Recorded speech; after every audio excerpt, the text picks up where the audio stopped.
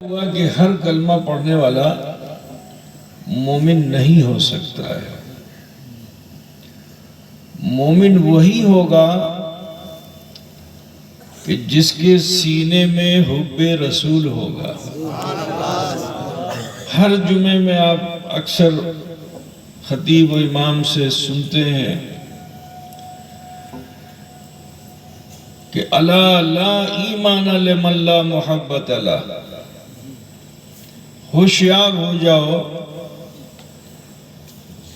اس کے پاس ایمان نہیں ہے جس کے سینے میں محبت رسول نہیں ہے۔ حضرت বুঝতে ছেন না কিছু অসুবিধা তো বলবেন, আমি বাংলার মাধ্যমে বোঝাতে চেষ্টা করব, ঠিক আছে? চিন্তা করবেন না, ঠিক। हमको आपसे ভালোবাসা, तो जब आपसे ভালোবাসা हो गई तो फिर जिससे भालोबासा होती है उसकी सूरत अख्तियार की जाती है, उसकी सीरत अख्तियार की जाती है, उसका लिबास अख्तियार कर लिया जाता है, उसकी भाषा को अपना लिया जाता है। तो हमने तो आपका रंग ढंग अख्तियार कर लिया, आपकी भाषा अख्तियार कर ली। अब न जाने आपको हमसे भालोबासा है कि नहीं है? कितने लोगों को नहीं है? हाथ उठा के बताओ।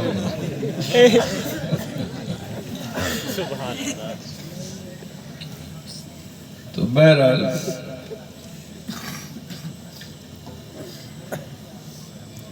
अल्लाह ने 18,000 मखलूक तकलीफ फरमाया और सब में सुंदरता है, सब हसीन है, सब जमील है, लेकिन अल्लाह ने किसी के हुस्न और जमाल की तारीफ नहीं की। तारीफ किसकी की? जो इंसान है। अल्लाह ताला ने अमल से पहले इंसान को इज्जत अता फरमा दिया, वजूद से पहले अल्लाह ताला ने इंसान को इज्जत दे दी। कितना बड़ा एहसान उस परवरदिगार का है।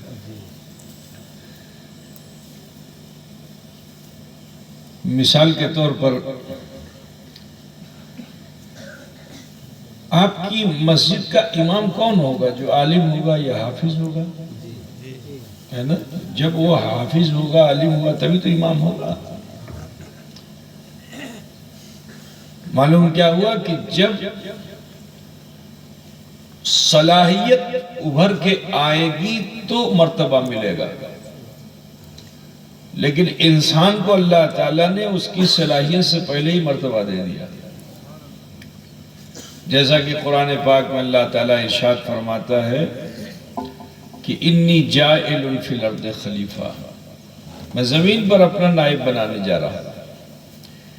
और फरिश्तों को देखो, ये मोहब्बत रसूल का असर कि फरिश्तों को इल्म कैसे हुआ कि अल्लाह किसे अपना नाइब बनाएगा।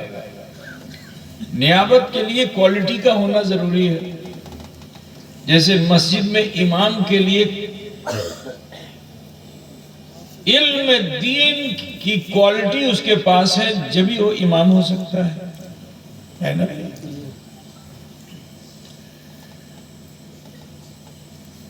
तो जो वजूद वाला होगा उसी में क्वालिटी होगी, जिसके पास वजूद नहीं है, जो अभी मौजूद ही नहीं, उसकी क्वालिटी क्या होगी? फरिश्तों ने समझ लिया, अल्लाह की बारगाह में अर्ज़ लगाई, अतजलू, अल्लाह तू ऐसा क्यों करेगा? फीहा मयुफ्सिदु व युस्फिकु दिमा, वो आपस में झगड़ा करेंगे, खून बहाएंगे। जरा सोचो, एक बच्चा जब पैदा होता है तब तबसरा किया जाता है, माँ की कोख में बच्चा है, जिक्र नहीं किया जाएगा कि कैसा है। लेकिन जैसे ही पैदा होगा, अगर बहुत ज्यादा चिकरने लगेगा, हाथ पैर मारने लगेगा, तो क्या कहोगे तुम लोग? बड़ा बदमाश तुम्हारे जुबान में है ना? हम तो नहीं कह सकते, बड़ा शरारती है, ठीक है? اور ایک بچہ پیدا ہوا سیدھا سادہ ہے، نہ روتا ہے، بھوکا بھی رہتا ہے، برداشت کیے رہتا ہے، تو کیا کہتا بڑا شوجا آج۔ تو معلوم کیا ہوا، جب بچہ پیدا ہوگا وہ اپنی عادت اپنی فطرت دکھائے گا، تب آپ تبصرہ کرو گے کہ یہ بدمعاش ہے کہ یہ شوجا ہے نا۔ لیکن فرشتوں کے پاس کتنا علم تھا کہ انہوں نے انسان ابھی پیدا نہیں ہوا ہے اور اس کی عادت کا ذکر کر رہے ہیں فرشتے کہ وہ جھگڑا کریں گے، وہ خون خرابہ کریں گے۔ تو یہ ہے علم۔ علم ایک ایسی چیز ہے کہ جو چیز لاشعور میں بھی ہوتی ہے اس کو شعور میں لایا جاتا ہے، اسی کا نام علم ہے۔ علم کا نام ہی یہی ہے کہ جو چیز لاشعور میں ہو، چھپی ہوئی ہو، ٹھیک ہے نا، اس کو نکال کر کے لائے، اسی کا نام علم ہے۔ مثال طور پر لاؤڈ اسپیکر نہیں تھا، تو اب لاؤڈ اسپیکر نہیں تھا تو انسان نے کوشش کیا، پہلے آواز کو بڑھانے کے لیے کیا کرتا تھا، ہاتھ لگاتا تھا، پھر اس کے بعد کیا کیا، چونگا لے کر کے چوہے کی دوا بیچنے لگا، ہے نا بھائی، بازار میں بیچتا ہے نا، نہیں بیچتا ہوگا۔ کہا کہ بھئی آواز پھیلے گی کہ جب اس کو اس طرح سمیٹ دیا جائے۔ اب دھیرے دھیرے کر کے پھر انسان نے تحقیق کیا یہاں تک کہ لاؤڈ اسپیکر بن گیا، وائر والا بھی بن گیا، وائرلیس بھی بن گیا، ہے نا۔ تو اسی کا نام علم ہے۔ اور ایک ہوتا ہے ادراک۔ ادراک کہتے ہیں جو چیز ہونے والی ہوتی ہے اس کا دماغ میں ایک خیال کا بن جانا، اسی کا نام ادراک۔ اب جیسے مثال کے طور پر آج ہوائی جہاز ہے، میزائل ہے، اور کیا بولتے ہیں اس کو، سیٹلائٹ ہے، ایسے ہے نا، یہ ہزاروں ہزار سال پہلے کی انسان کی سوچ تھی۔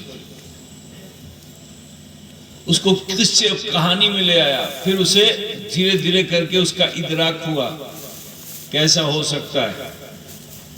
تو سب سے پہلے ہوائی جہاز کو بنانے کے لیے ترکی میں وہاں کا جو مینار ہے، اس مینار پر ایک انسان نے لوہے کا پر لگایا، اور لوہے کا پر لگا کر کے اور وہیں سے جمپ مار دیا۔ اب جمپ مارا تو اب پر ہلا رہا ہے، دوڑ رہا ہے۔ اب یہاں اس ایک ادراک ہوا کہ انسان اڑ بھی سکتا ہے۔ علم کے ذریعے سے انسان نے ہوائی جہاز بنا لیا، راکٹ بنا لیا، چاند پہ جانے کی سوچتا تھا، چاند پہ پہنچ گیا۔ تو اللہ کی بارگاہ میں فرشتوں نے کیا عرض کیا، فیہا من یفسد و یسفک الدماء، وہ آپس میں جھگڑے کریں گے، خون خرابہ کریں گے۔ تو اللہ تعالیٰ نے ان کے علم پر روک لگائی، کہا اتراؤ نہیں، علم سے انسان گمراہ ہوتا ہے، اتراؤ نہیں، انی عالم ما لا تعلمون، جیٹا ہمیں جانچی چیٹا تمہیں جانو نا، ہے نا۔ برادران ملت اسلامیہ، کس مخلوق کو کس چیز سے پیدا کیا اس کا ذکر تو اللہ نے کیا۔ مثال کے طور پر فرشتوں کو پیدا کیا تو اللہ نے نور سے پیدا کر لیا، جنات کو پیدا کرنا ہوا تو اللہ نے آگن سے پیدا کر دیا، ٹھیک۔ مگر اللہ تعالیٰ نے ان کی پیدائش کیسے ہوئی، کس طرح ہوئی، اس کا ذکر کہیں نہیں کیا، بس حکم دے دیا کن، مخلوق تخلیق ہو گئی۔ مگر حضرت انسان کو جب پیدا کرنا ہوا تو اللہ تبارک و تعالیٰ نے اس انسان کی پیدائش کس طرح ہوئی اس کا ذکر اللہ تعالیٰ نے کر دیا کہ ہم نے اس انسان کو گیلی مٹی سے پیدا کیا۔ اچھا، وہ گیلی مٹی کیسی تھی؟ سڑی ہوئی تھی، بدبودار مٹی تھی، بڑی بیکار مٹی تھی، جس کی کوئی حیثیت نہیں۔ مگر خدا کی قدرت دیکھو، کہ انسان کو اتنی کمزور مٹی سے پیدا کیا، مگر رب تعالیٰ ارشاد فرماتا ہے لَقَدْ خَلَقْنَا الْإِنسَانَ فِي أَحْسَنِ تَقْوِيمٍ، کہ ہم نے انسان کو اس سڑی ہوئی مٹی سے تو پیدا کیا، مگر یہ میری قدرت ہے کہ میں نے اسے حسن و جمال کے ساتھ پیدا کیا، سندرتا کے ساتھ پیدا کیا۔ پھر اللہ تعالیٰ ارشاد فرماتا ہے لَقَدْ كَرَّمْنَا بَنِي آدَمَ، تحقیق کہ ہم نے بنی آدم کو مکرم کر دیا۔ اللہ رب العزت نے اختیار بھی انسان کو دے دیا نیابت دے کر کہ دنیا میں تم جا رہے ہو، تم خود اپنی ذات کے فیصلے خود کر سکتے ہو، مگر اچھائی اور برائی یہ دو چیزیں تمہارے درمیان میں چھوڑتا ہوں۔ اگر تم نے اپنی ذات کے لیے برائی کا فیصلہ کر لیا تو جہنم ہے، قدر بجھتے چھنا، اور اگر تم نے اپنی ذات کے لیے نیکی کا فیصلہ کر لیا تو جنت ہے۔ تو تمہیں بھیج تو رہا ہوں مگر اترانا نہیں، اللہ سے ڈرتے رہنا، تقوی و پرہیزگاری کے ساتھ رہنا، خدا کا خوف ہمیشہ رکھنا، قدم قدم پہ بھائے رکھنا اللہ کا۔ کہیں اگر تم نے اپنے نفس و اپنی خواہش کی بنیاد پہ اپنا ایک قدم بھی غلط رکھ دیا تو جہنم ہے۔ تو اللہ تعالیٰ پھر فرماتا ہے کہ بھیجا تو ہے تمہیں دنیا، مگر لوٹ کے میری بارگاہ میں آؤ گے۔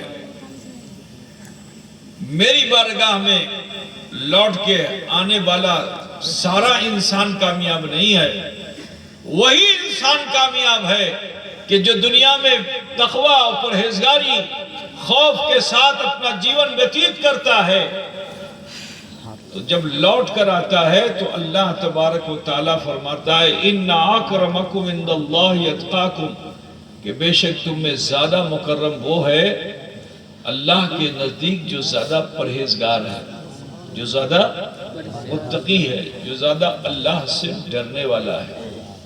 عزیزان گرامی سنیں گے بھئی آپ لوگ کتنے لوگ نہیں سنیں گے؟ ہاتھ اٹھا کے بتاؤ نا، اس کا مطلب ہے آپ لوگ سمجھ رہے ہو ماشاءاللہ۔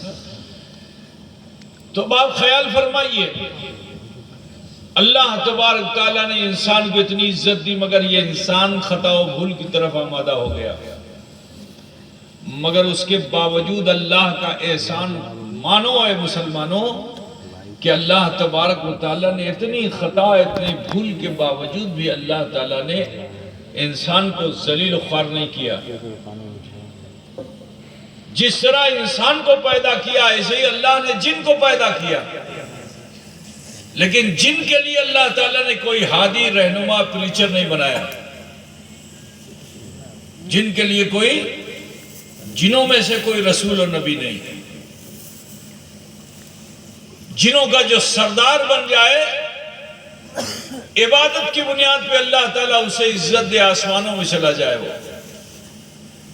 لیکن ایک کھوتی اگر کر دے تو اللہ ہمیشہ کے لیے اس کی گردن میں لعنت کا طوق ڈال دیتا ہے۔ اور وہ جن جس کی گردن میں لعنت کا طوق پڑا وہ بھی بڑا عالم تھا، وہ بھی علم کا بڑا جانکار تھا، تو اس نے بھی اللہ سے عرضی لگائی کہ اللہ جس انسان کو تو خلافت دینے والا ہے، دنیا میں جائے گا جو انسان وہ کفر کرے گا، شرک کرے گا، لیکن اے اللہ جب وہ تیری طرف لوٹ آئے گا تو اسے معاف کر دے گا، توبہ کر لے گا تو اس کی خطا کو تو معاف کر دے گا۔ وہ بے شمار خطا کرنے والے ہوں گے، کفر و شرک کرنے والے ہوں گے، لیکن جب وہ تیری طرف لوٹ آئیں گے تو اسے معاف کر دے گا۔ میں نے تو جیون میں ایک ہی خطا کی ہے، اے اللہ امر کھوتی معاف کریے گا۔ بولو اللہ ہی تو غفار غفور ہے۔ اللہ کو جب اللہ کی طرف وہ لوٹا معافی مانگنے کے لیے تو اللہ تعالیٰ کو چاہیے تھا کہ اللہ تعالیٰ اس کے گناہ کو معاف فرما دیتا، اس کی کھوتی کو معاف فرما دیتا، لیکن اللہ تعالیٰ اس کی کھوتی معافی ہی نہیں کر سکتا جس کے سینے میں ایمان نہیں ہے۔ قدر پوچھتے نا، ایمان دو طرح کا، ایک ایمان باللہ، ایک ایمان بالرسول۔ زندگی پر ایک خدا کی بندگی کرتے رہو، کامیاب نہیں ہوگے جب تک کہ اتباع رسول نہ کر لو، جب تک کہ محبت رسول کا دم نہ بھر لو۔ اور سنو، اللہ تبارک و تعالی جو غفار و غفور ہے، جس کی بارگاہ میں عزازیل گیا اور اس نے معافی کی طلبگاری کی، لیکن اللہ تعالیٰ نے اس کی کھوتی کو نہیں معاف کیا۔ ہاں، موقع ضرور دیا۔ موقع کیا دیا؟ کہا اے عزازیل، دعا اسی کی قبول ہوتی ہے جو میرے محبوب کو راضی کر لے۔ دعا اسی کی قبول ہوتی ہے، بڑی سے بڑی کھوتی کر کے جاؤ اور میرے محبوب کو اگر راضی کر لو گے، وہ تمہارے حق میں دعا کر دے گا تو تمہاری کھوتی کو معاف کر دوں گا۔ سبحان اللہ، سبحان اللہ۔ تقدیر کو بدلنا محال ہے، مگر رسول کائنات صلی اللہ علیہ وسلم ارشاد فرماتے ہیں کہ لا يتبدل القدر الا بالدعاء، تقدیر نہیں بدلتی ہے مگر دعا سے بدل جاتی ہے۔ کس کی دعا سے؟ ہماری تمہاری دعا سے۔ اگر خالص دعا کرتے رہو گے مر جاؤ گے، دعا قبول نہیں ہوگی۔ لیکن دعا کی قبولیت کے لیے اگر دربار محمدی میں حاضری دے دیا تم نے، وَلَوْ أَنَّهُمْ الظَّلْمُ أَنفُسَهُمْ جَاءُوكَ، کہ جب تم اپنے انفاس پہ ظلم کرو تو کہیں اور نہیں، دربار محمدی میں حاضری دے دو، مصطفیٰ اگر تمہارے لیے دعا کا ہاتھ اٹھا دیں گے تو تم اللہ کو بڑا غفور جانو۔ معلوم کیا ہوا کہ دعا اس وقت تک قبول ہی نہیں ہو سکتی جب تک صاحب دعا کو شامل نہ کیا جائے۔ قدرت بجھتے سے عزازیل کو اللہ نے جو موقع دیا کہ جاؤ میرے محبوب کو راضی کر لو، وہ راضی ہو جائے گا تو میں بھی راضی ہو جاؤں گا۔ جنت تک گیا وہ، لیکن دروازے جنت پہ پہنچ کر کے اس کو ہنسا پیدا ہو گئی۔ یہ ہنسا جو بڑی بڑی چیز ہوتی ہے، اب ہنسا پیدا ہوئی، کہا کہ میں ہزاروں سال تک میں نے عبادت کی لیکن اللہ نے مجھے کوئی باڑی نہیں دی، اور آدم نے ایک بھی سجدہ نہیں کیا، اللہ تعالیٰ نے اس کو اتنی بڑی باڑی دے دی کہ جس کے ڈھکنے کے لیے 8 دروازہ، اور وہ بھی وراٹ دروازہ، سندر دروازہ۔ تو جنت کا دوار دیکھ کر اس کے من میں ہنسا پیدا ہو گئی۔ تو حدیث پاک میں آیا یہ کہ الحسد یاکل الحسنات، حسد جو ہوتی ہے، ہنسا جو ہوتی ہے، وہ نیکیوں کو کھا جاتی ہے۔ جیسے یوں سمجھ لو کہ لکڑی ہوتی ہے نا، لکڑی، تو لکڑی کے اندر ایک کیڑا ڈھکتا ہے، اس کا نام کیا ہے؟ کیا بولتے ہیں؟ دیں، جو لکڑی کو کھا جاتا ہے اندر اندر، ہے نا؟ تو حسد وہی ہے، تمہارے ظاہر کو تو رکھتا ہے ٹھیک، لیکن اندر سے تمہیں کھوکھلا کر دیتا ہے۔ قدرت بجھتے چھنا؟ میرے عزیز، اللہ تعالیٰ نے انسان کو اتنی عزت و شرافت کے ساتھ پیدا کیا، دنیا میں آتے ہی انسان نے خون خرابہ کرنا شروع کر دیا، کفر و شرک کرنا شروع کر دیا، مگر اس کا احسان مانو کہ اس پروردگار نے انسان کی ہدایت کے لیے نبیوں اور رسولوں کو مبعوث فرمایا۔ انبیاء و مرسلین تشریف لاتے رہے، جن لوگوں نے نبیوں کے کہنے کو مان لیا اللہ نے ان کو عزت دی، تعداد چاہے جتنی کم ہو مگر اللہ نے ان کو عزت دی، اتنی عزت دی کہ قرآن پاک پڑھو گے تو قرآن پاک میں ایک سورہ ہے، اس کا نام ہے سورہ کہف۔ کیا نام ہے؟ جی، بہت کم مومن تھے، بہت کم مومن تھے، لیکن اللہ تعالیٰ نے ان مومنین کی حفاظت فرمائی ظالموں سے۔ قدر بجھتے چھنا بابا؟ جی، وَانْتُمُ الْأَعْلَوْنَ إِن كُنتُم مُؤْمِنِينَ، تم ہی سرفراز ہو، تم ہی سربلند ہو اگر تم مومن ہو جاؤ۔ برادران اسلام، میں آپ کو بتاتا چلوں کہ اور نبیوں کے امتیوں پر اللہ تعالیٰ نے اپنا ان امتیوں پہ کرم فرمایا کہ جنہوں نے نبیوں کی کتھا کو مان لیا، لیکن جنہوں نے نبیوں کی کتھا کو نہیں مانا، قرآن پاک میں ان کے تعلق سے جو ذکر ہے کہ کہیں زمین پھٹ گئی انسان دھس گیا، کہیں طوفان آیا انسان بہہ گیا اڑ گیا، کہیں آندھی، کہیں پانی کا سیلاب آیا انسان بہہ گیا، کہیں حالت یہ ہو گئی کہ اللہ نے ان کی صورتیں بدل دی، بندر بنا دیا، سور بنا دیا انسان کو، دو پہاڑ کو ملا کے ہستیاں مٹا دی۔ میرے پیارے، لیکن آخر میں آقائے نامدار، مدنی تاجدار، احمد مختار، سید عالم نور مجسم جناب محمد رسول اللہ صلی اللہ علیہ وسلم اس خاکدان گیتی پہ جلوہ فغن ہوئے۔ رسول کائنات صلی اللہ علیہ وسلم کے دامن اقدس سے وابستہ ہونے والے وہ مومنین کہ جن کو اللہ تعالیٰ نے سرفرازی عطا فرمائی، سربلندی عطا فرمائی، سنو تم اپنی شان کو، اپنی حیثیت کو پہچانو اے مسلمانوں، اور اچھے اور سچے مومن بن جاؤ۔ میرے عزیز، آج مسلمان اپنی حیثیت کو بھولا ہوا ہے۔ تم کیا ہو، تمہارا مرتبہ اللہ کے نزدیک کیا ہے، تم نہیں جانتے ہو۔ اے عزیزو، اپنے ایمان کی حفاظت کرو اور شریعت کے مطابق جینا پسند کر لو۔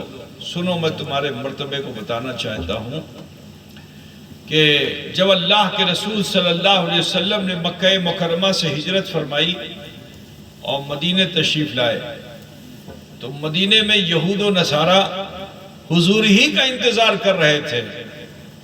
حضور ہی کی آمد کے لیے وہ اپنے گھروں کو چھوڑ کر مدینہ پہنچ گئے تھے، کیونکہ ان کے پروہیتوں نے یہ بتایا تھا کہ خاتم الانبیاء ایسے مقام پہ آئیں گے جہاں کھجوروں کے باغات ہوں گے، جہاں ایسی صورت ہوگی، آ کے آباد ہو گئے۔ لیکن ان میں ہنسا کیا آ گئی؟ ان میں ہنسا یہ آئی کیونکہ وہ حضرت اسحاق علیہ السلام کی امتی تھے۔ عزیزان گرامی، اور انہوں نے یہ سمجھا تھا کہ خاتم الانبیاء جو ہوں گے وہ قوم بنی اسرائیل سے ہوں گے، اسماعیلی نہیں ہوں گے، اسرائیلی ہوں گے۔ اس انانیت نے، اس میں نے ان کو گمراہ کر دیا، ورنہ وہ شان محمد صلی اللہ علیہ وسلم سے خوب واقف تھے، مگر ان میں بھی ہنسا پیدا ہو گئی۔ وہ یہودی و نصارہ، ان میں ہنسا پیدا ہو گئی۔ تو جانتے ہو، جب مومنوں کی عبادت کو رسول پاک کے پیچھے نماز پڑھتے ہوئے صحابہ کو دیکھا تو کسی یہودی نے طنز کیا۔ کیا طنز کیا؟